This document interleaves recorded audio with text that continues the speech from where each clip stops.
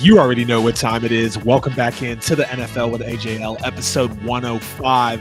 We are live on a Saturday. You could have been anywhere else in the world, but you're right here tapping in with me on the show. And for that, as always, we are forever grateful. Y'all please get in the chat, get in the comments, as we have a packed show tonight, chopping up the New Orleans Saints, Derek Carr's decision, George Pickens getting traded. But before we get too deep into the show, hope you guys have had a great May so far. Mother's Day is literally tomorrow, so I hope you made some special time with the mothers in your life.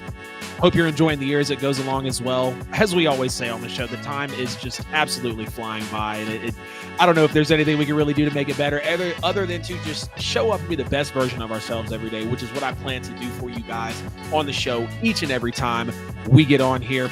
Before we get started, y'all, please make sure to like and share the stream wherever you may be watching. Subscribe on YouTube. Hit the bell, please, and thank you so you never miss a post.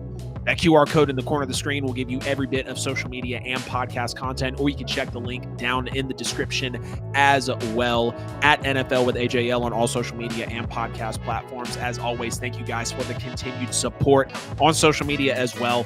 Like I said, we got an absolutely packed show tonight. Derek Carr abruptly retires from the NFL, putting the Saints in another crazy situation within the last 6 months for this franchise. George Pickens was traded to the Dallas Cowboys. My offensive rookie of the year predictions for the 2025 NFL season and why the Saints need to go and grab Keenan Allen. Let's jump into the craziest news of the day, maybe of the NFL offseason, as Derek Carr has abruptly retired from the NFL. And to be honest, this is one of the best things that could have happened for the New Orleans Saints this offseason, and it will go down as one of the most pivotal moments in franchise history and possibly be credited with the spark of finally rebuilding for the New Orleans Saints. And I'll get into all that within this segment here for you. Derek Carr tried every option to get back onto the field. He ultimately wanted to avoid surgery, said he wouldn't have been able to return to his desirable level of play after surgery. Surgery plus 8 to 12 months of recovery at age 34, who, for a guy who was coming off of a tough, rotator cuff injury, degenerative tissues and just muscles in that area. Also, he had a labrum that was torn as well. So it just wasn't something that he really wanted to pursue. Clearly, this was shocking. I mean, I'm literally sitting there today. I see the notification come across my phone, and I had to go into Twitter from Nick Underhill and read the tweet like 3 times to make sure I was truly understanding what I was reading.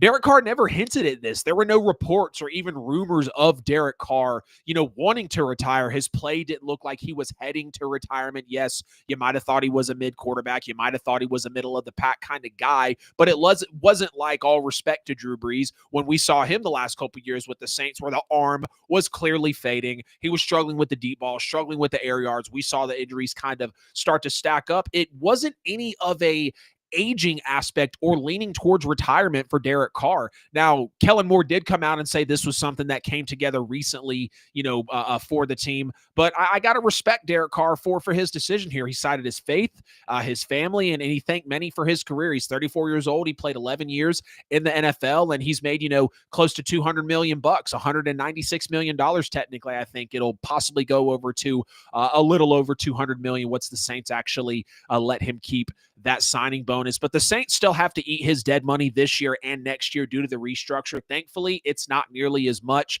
They do save $30 million against the cap hit this year, which I just think is absolutely great for the team. Finally being able to get a substantial amount of money to go and get a veteran quarterback, go get a Keenan Allen, which we'll talk about later, actually be able to spend money with this team. But, the restructure that happened, they'll still have to eat the dead money for that for this year and for next year. Thankfully, it's not nearly as much. They are letting Derek Carr again keep that $10 million roster bonus. And according to Nick Underhill, this is one of the best parts of the situation. The Saints essentially paid $70 million over 2 years to Derek Carr. So $35 million a year, all things considered, isn't horrible. We see what the going rate for a quarterback is nowadays. Did Derek Carr move the needle for us or take us any closer to competition? Absolutely not. But $35 million a year, yes, I know the dead money is going to be rolling out over this year and next as well.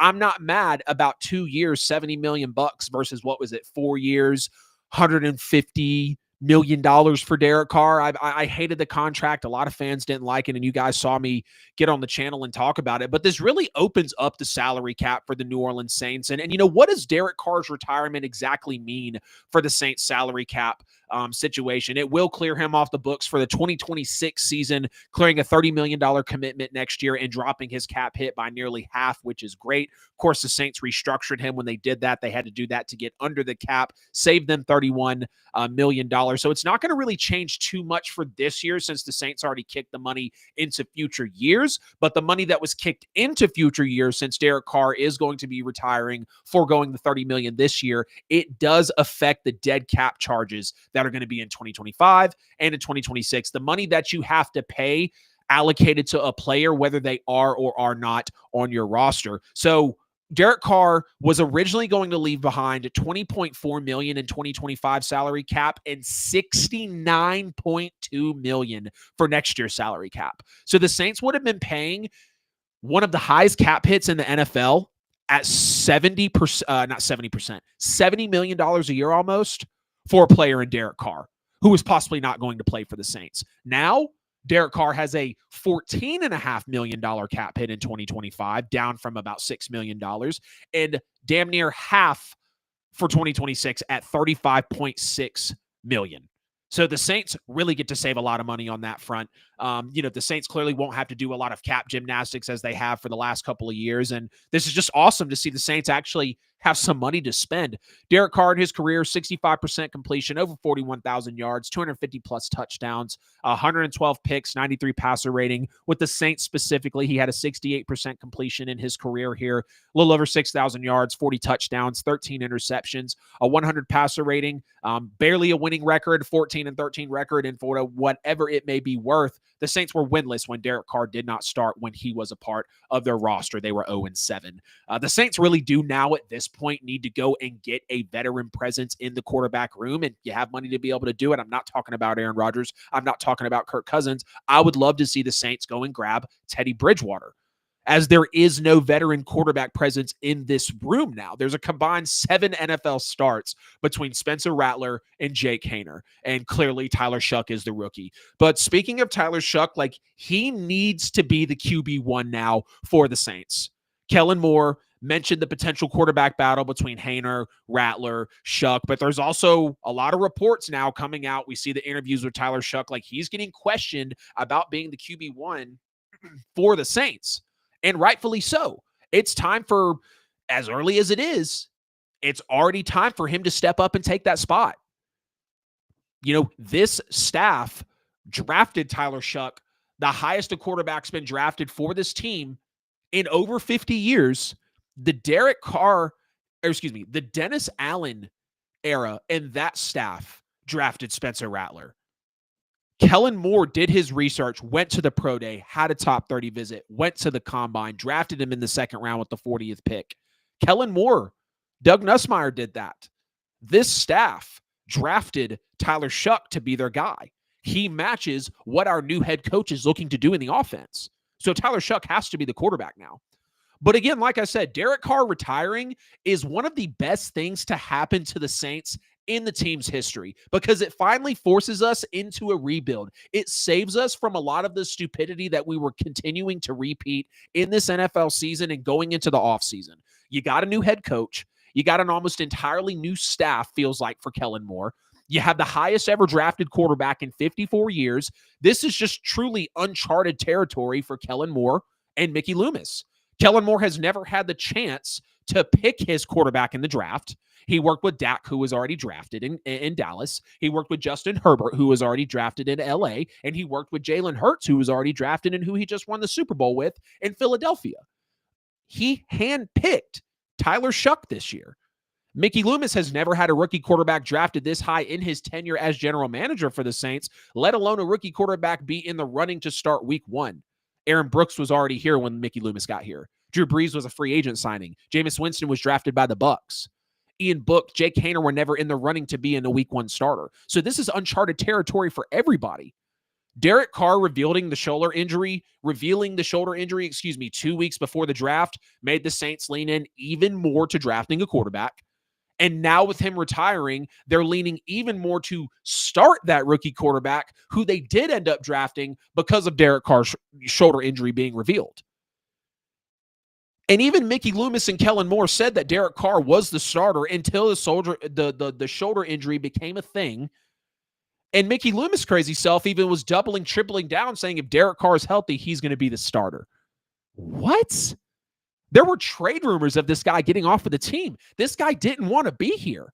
And we think with his attitude, with his leadership skills, with everything that's happened with him, that we're just going to expect him to come and play like nothing happened and make his money. That would have been the most toxic thing in the New Orleans Saints locker room, maybe in NFL history for them. I mean, let's just call it what it is. Derek Carr retiring is nothing but positives for the New Orleans Saints. The restructure costs are almost cut in half with the minimized dead cap hits this year and next. You get out of the contract, the worst part of it all, which is why you couldn't move off of him. You gain $30 million to the salary cap, and you're able to actually spend money again on players. You can go make a move in free agency. You can pay players. You can maybe go get somebody at the trade deadline if the season's playing out that way. The yearly averages came out to $35 million a year. The rebuild is fully on now. Your brand new head coach is embracing the brand new quarterback and who he just drafted. Derek Carr's character is no longer in that locker room. I mean, I could keep going as to why it's positives for Derek Carr retiring from the Saints. But let's take a look, Saints fans. It's kind of all starting to come together for us. It's all kind of starting to fall together for the New Orleans Saints. The Derek Carr and the Dennis Allen era is over. You drafted a quarterback. You did a ton of research on it, apparently who you love. You did all the pro day, the combine, the top 30 visit. Again, we've talked about that. You have an offensive-minded, young, Super Bowl winning head coach who came from outside of the building, something you wanted. Again, you drafted a quarterback. You have money to spend for the first time in I don't know how many years. Now you can build a roster. And just the last 6 months for the Saints have been nothing short of interesting. Dennis Allen got fired. You had the worst season since Hurricane Katrina, including the losing streak. The injuries were awful. You hire an offensive-minded, young, Super Bowl winning head coach who kind of came out of nowhere, considering how quick Kellen Moore came onto the scene once Philly was rolling through the playoffs and just nobody wanted to coach here. Cliff Kingsbury, Joe Brady was out. Mike McCarthy wasn't really leaning in. He was going to forego coaching this year. I mean, it was looking rough for the Saints. Then he comes in and hires a really solid staff. Then there's the Derek Carr trade rumors. Then we restructure Derek Carr. Then there's the rumors of Derek Carr wanting out. Then the Saints are really rumoring to draft a quarterback high in the draft. Derek Carr reveals the shoulder injury. You draft a quarterback the highest you ever have in 50 years, and then Derek Carr retires, and you save money on the salary cap. You can say anything you want about the New Orleans Saints, but you cannot call us boring. Derek Carr retiring again is one of the best things that could ever happen for my favorite football team ever. I want to hear y'all in the chat, in the comments. Let me know what you think of all of this craziness with Derek Carr abruptly retiring from the NFL. George Pickens was traded to the Dallas Cowboys, and I honestly could not be less interested in this trade. I really feel like I'm the only one that is just not moved by this trade whatsoever. I truly feel like I'm on an island with this one. Now we see the Cowboys pass on the wide receiver position entirely in this year's draft. The Cowboys finally got their second receiver to complement CeeDee Lamb, which is what they were looking for, the whole time. Now George Pickens is a pretty solid fit with CeeDee Lamb. I will say that. He's an outside vertical receiver. He's going to allow CeeDee Lamb to maintain his heavy dosage of slot alignments in that Cowboys offense. George Pickens ran go routes and deep fades 19% of the time last season. So let's just say 20%. 1% higher for conversation's sake. 1 out of every 5 times he was running a go route or a deep fade. 10th highest rate among receivers with at least 300 routes run. He managed 900 yards over 14 games last year with 1,140 receiving yards the year before in 2023, and he posted a strong 2.2 yards per route run in both of those years. The Steelers traded him for a 2027 the Steelers traded George Pickens and a 2027 6th rounder to the Cowboys for a 2026 3rd round and a 2027 5th round pick. So basically a 3rd rounder and a swap of day 3 picks is what the Cowboys gave up for George Pickens. And again, I'm not a fan of this move. I don't view George Pickens as a top 20 wide receiver, maybe a top 30 receiver, but he's not worth a third round pick to me. We've seen through his entire college football and NFL career. I'm a Georgia fan. I watched George Pickens. I remember when he got suspended for fighting and punching the Georgia Tech player in the face. Now, on one side of that, you could say you love the passion, but on the other side, we've seen George Pickens' attitude really be a problem for him. We have. And it continued to be a problem here in Pittsburgh. We see how he's a locker room distraction. He's got attitude issues. And is there any other team in the NFL besides Pittsburgh that's great at moving on from wide receivers at the right time? George Pickens, Antonio Brown, Chase Claypool. I mean, Steelers fans can hop in the chat. They can keep on naming them for you. I think this was a great move for Pittsburgh and a pretty average move for the Dallas Cowboys, because we saw that Pittsburgh was open to trading him and they got a third rounder out of him along with a higher day 3 pick. I don't understand this whole notion of Dak Prescott has no more excuses. Oh, now he's got his number 2 wide receiver. And yes, while that is true, George Pickens is not a needle mover for me. Yeah, he's young, he can produce, but his mentality and his attitude just aren't worth the trouble to me. I would almost rather see Michael Gallup or Amari Cooper still be around before Dallas giving up this type of trade package for George Pickens. I'm not a fan of it. No, I don't like the move. I don't. This offense really was already able to be high flying before George Pickens got there. And I know they've struggled for a while to get CeeDee Lamb and Dak Prescott a second option. Is this the makeup trade for like the super disappointing Jonathan Mingo move a while back? Is this what all in looks like, Jerry Jones? This was your substantial trade move for wide receiver, was George Pickens? I get you're trying to improve as a team, which you do that in the wide receiver core with bringing George Pickens in. But just because you improve in the wide receiver core doesn't mean he's a needle mover to get you closer to your end goal. And you can't sit here and convince me of it otherwise. So you go out and you overcompensate for an attitude-driven wide receiver who wasn't healthy last year from a hamstring injury, to finish the season. And again, I totally understand. And I agree that you needed wide receiver help, and you got it. But I just don't like the process it took Dallas to get there, and then the decision that they make on the player that they made the decision on.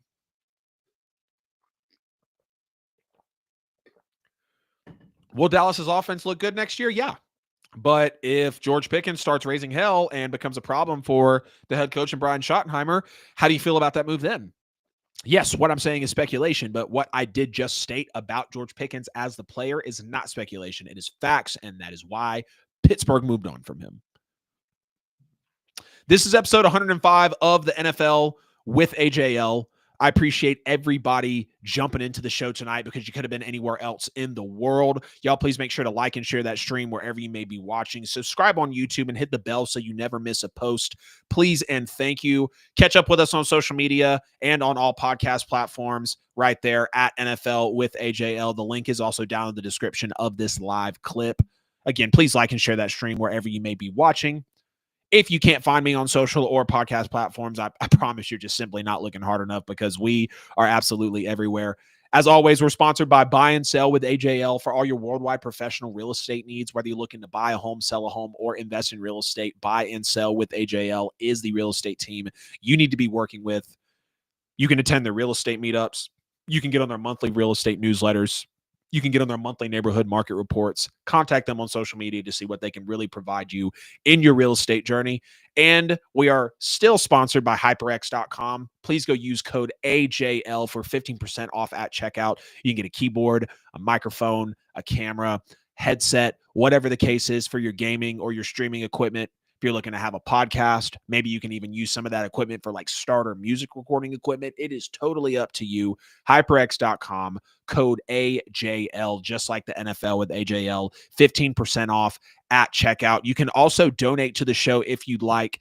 Super chat, a super like, a super thanks over on YouTube, or you can DM me on social media in order to donate to the show, and we can have a discussion. If you do ever consider such a thing, always appreciated. And again, we're always open to whatever you guys might have for the show, and any comments and any feedback for us. Let's get into some discussions about the top 5 offensive rookie of the year candidates for the 2025 NFL season. Not really in any particular order, but this is no. This will be the order in which I believe these guys have a chance at winning offensive rookie of the year. Starting off at number 5, we'll go from 5 to 1. Number 5, Matthew Golden was clearly drafted as the wide receiver 1 option for the Green Bay Packers. I think him and Jordan Love are going to be a very solid duo, and Jordan Love's going to have a lot of opportunities to get in connections with Matthew Golden. Yes, there is Dontavian Wicks. There is Romeo Doubs. There is Christian Watson. But a lot of those guys feel like question marks coming out of the 2024 season. Clearly, that's why Green Bay went wide receiver number 1. We see the way that the fan base reacted. And Matthew Golden is top 2, top 3 receiver in this class. Some people had him as the best receiver in the class. Again, personally, I thought that was Emeka Egbuka. Follow that by Ted McMillan, and then Matthew Golden as well. But I just think him and Jordan Love are going to have a great connection this year. Matt LaFleur is going to be looking to put Matthew Golden in a lot of those looks, a lot of those passing schemes, because he fits in very well, and he's a burner down the field. We saw how excellent he was at Texas with Quinn Ewers being his quarterback. You put him into a rookie situation. You have a veteran like Jordan Love who's playing very well and who clearly needed that wide receiver 1 presence there. So I think Matthew Golden has a great chance at winning offensive rookie of the year. At number 4, give me Ashton Jeanty. This feels a little low for him on the list. Matter of fact, I'm going to move Jeanty from 4. I should have done this before, but I know Jeanty feels too low at 4. I'm going to move Jeanty out of the 4 spot. At number 4, I'm going to go Shedeur Sanders. 5th round pick out of Colorado, obviously, for the Cleveland Browns. We've heard all of the Shedeur Sanders stories about him being drafted as late as he was. I believe Shedeur will be quarterback 1 in week 1 for the Cleveland Browns. He's got the talent to beat out Dylan Gabriel, especially Kenny Pickett. Joe Flacco could be the starter, but I think he's there for the backup. And we know that Deshaun Watson's not playing, so Kenny Pickett, I believe, will get cut. I believe Shedeur will beat out Joe Flacco and Dylan Gabriel to become QB1. And Shedeur Sanders doesn't have all of the talent around him. Now, yes, I love the draft from the Cleveland Browns. I mean, we saw what they went out there and did. Quinshon Judkins, Dylan Sampson. Clearly, they get a couple of the quarterbacks as well. You get Mason Graham up front. It's just a great draft for Cleveland. If Shedeur had more offensive talent, I would put him higher on this list. But his talent, his grit, his situation that he's in, being drafted so late, having the chip on his shoulder, would not surprise me if he comes up and wins Offensive Rookie of the Year. At number 3, give me Travis Hunter, the dual threat at the corner/wide receiver position, the number 2 overall pick, clearly, for the Jaguars in the 2025 NFL Draft. Travis Hunter is going to have so many opportunities. Is it possible that we will see somebody win Offensive and Defensive Player of the Year together as one? Because Travis Hunter has a real threat to be able to do that. Who's to say this guy doesn't come out and play as the best defensive player, balling out at corner, and then comes out and is the best offensive player at wide receiver? Is it likely? A little more no than yes, but like 48% no, 48% yes, 52% no. Travis Hunter has an excellent chance to do that. I think Travis Hunter is going to have plenty of opportunities on both sides of the ball. Trevor Lawrence being his quarterback. Obviously, Brian Thomas Jr. is going to help him be able to get open, and he'll do the same for BTJ as well. And him being on the defense, playing snaps at corner, he's got a chance to really impress and really go earn the bag at both positions. Give me Travis Hunter at number 3 to possibly win Offensive Rookie of the Year. At number 2, This is where I will take Ashton Jeanty. I just think he's going to be absolutely fed as a rookie. I believe we're looking at another Ezekiel Elliott, Jonathan Taylor, Nick Chubb type of rookie season. Really, Ezekiel Elliott, when you start to think about how he led the league in rushing and just absolutely went off as a rookie. Ashton Jeanty is going to be getting fed by his head coach, Pete Carroll. Geno Smith is going to heavily rely on him. We saw the workload that Jeanty had in college football, so I really don't understand why Ashton Jeanty wouldn't have those same opportunities here. If they can get him incorporated more in the passing game, Ashton Jeanty could possibly run away with the offensive rookie of the year. Seriously. We see running backs, how they can come in within their first or second year, arguably be the best guy in the league, come out, just absolutely explode as a rookie. And I believe Ashton Jeanty, as one of the better running back prospects we've seen in decades, up there with the likes of a Bijan Robinson, with the likes of an Adrian Peterson, with the likes of a LaDainian Tomlinson. Like, Ashton Jeanty was looking like that guy coming out of college. And now he's in the situation to do what he's able to win Offensive Rookie of the Year. And at number one, who was respectively drafted number one overall, give me Cam Ward. The talent that he's got in Tennessee to be able to distribute the football, the head coach in Brian Callahan. Truly, Cam Ward has the best opportunity to win Offensive Rookie of the Year. Best quarterback, arguably, in the class. Shedeur was my best quarterback, but we know how people felt about Cam Ward. And Cam Ward's got an excellent opportunity to be able to go and win Offensive Rookie of the Year. When you look, when you look at the depth chart for the Titans, it's not insanely great, but you've got Tyler Lockett, you've got Calvin Ridley, you've got Treylon Burks, you've got Tyjae Spears, Tony Pollard, Gunnar Helm at the tight end position. You go out and get Isaiah Restrepo as well. Or Xavier Restrepo. Why do I say Isaiah Restrepo? And they got Elik Iamaner. Like, they have plenty of talent for Cam Ward to be able to win Offensive Rookie of the Year. I think Brian Callahan's really going to get a chance to prove himself as the head coach. And Cam Ward, being the excellent offensive player he was coming out of college, this is why Tennessee took him. It's why they stuck with their pick at one. And Cam Ward has the best chance to go and win Offensive Rookie of the Year. So the top 5 Offensive Rookie of the Year candidates for the 2025 NFL season: number 5, Matthew Golden; number 4, Shedeur Sanders; number 3, Travis Hunter; number 2, Ashton Jeanty; number 1, Cam Ward. The Saints really need to go and get Keenan Allen out of free agency. The Saints need a big body wide receiver on the depth chart because they do not have one. Bub Means is small. We know Chris Olave is small. We know Rashid Shaheed is small. We know Brandon Cooks is small. They're all around 6 foot, 190 pounds. We need that big Tet McMillan that we wanted, Keenan Allen type of receiver who is available on the free agent market, because he's the only reputable big body wide receiver on the free agent market. We saw we saw the Saints not draft a wide receiver whatsoever, which really, really pissed me off. That was the biggest miss of us for the draft. Yes, we went and we got a tight end, Maliki Matavau out of UCLA. Okay pick, but you don't get any other pass catcher outside of that when that is a glaring need because your number 1 and 2 options are both coming off season-ending injuries. You kind of surprisingly pick up Chris Olave's 5th-year option, but you still needed help at the wide receiver position. They desperately need a big body wide receiver, let alone just let alone a producing veteran receiver as well. And Keenan Allen fits that role.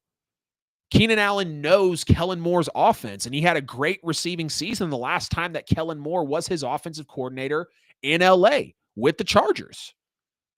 Keenan Allen's head coach at the time was Brandon Staley, who is now the defensive coordinator for the New Orleans Saints.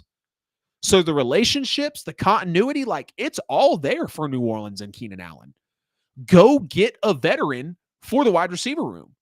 You have the money now that Derek Carr is retired. You're probably going to have a rookie starting at quarterback in week 1 of the 2025 season. Again, the relationships are there. It's a need. Like, I would be very shocked if within the next 30 days, Keenan Allen is not a New Orleans Saint. I would, because of how glaring the need is. And yeah, Keenan Allen might be a little older and he might not be able to produce the way that he did a couple years ago. But let's not fool ourselves and not think that he's not 2 years off of a 108-yard, 1,200 reception, 108 catches, 1,200-yard season with 7 touchdowns. Keenan Allen, yes, he is 33, but he's 6'2", 211 pounds. That is the type of guy that you need in your offense. Outside of when he was injured in 2016, Keenan Allen hasn't gotten into the end zone less than 6 times outside of 2022 also, excuse me. 6 touchdowns for 3 straight years, 8 touchdowns, 6, and then 7 touchdowns in back-to-back years. So I would love for the Saints to be able to go and grab Keenan Allen. You talk about getting Keenan Allen, having the type of draft that you did, getting Devon Gottschall in the offseason, Derek Carr retires so you have money. You're going to have the new quarterback. You've got the new head coach. Like, again, it feels like things are starting to fall together for the Saints. And as a fan, someone who keeps up with it, I truly could not be more excited. So really would love to see my Saints go and snag Keenan Allen as he is a great option left on the market for them. And again, with Derek Carr just retiring, you're probably going to have a rookie quarterback starting. Really would love to see that put into action for the Saints. That was episode 105 of the NFL with AJL. I appreciate everybody jumping into the show tonight, as you could have been anywhere else in the world, but you're right here. We're right here tapped in with us live on the show. Before we get out of here, y'all, please make sure to like and share the stream wherever you may be watching. Subscribe on YouTube. Please hit the bell so you never miss a post. That QR code in the corner of the screen will give you every bit of social media and podcast content. If you can't find me, you're simply not looking hard enough. The description also contains the link of the QR code there as well. Don't forget about buy and sell with AJL for all your worldwide professional real estate needs. And head over to HyperX.com. Use code AJL for 15% off at checkout. Again, appreciate you guys as always for jumping in. Y'all be sure to get in the chat, get in the comments as you rewatch the show, as we repost the clips, as we put it out on social media, as we always do. That was episode 105. We will be back with more NFL offseason content. Subscribe to the channel, please and thank you. Continue to watch our content. Love you guys, need you guys, and I will see y'all in episode 106.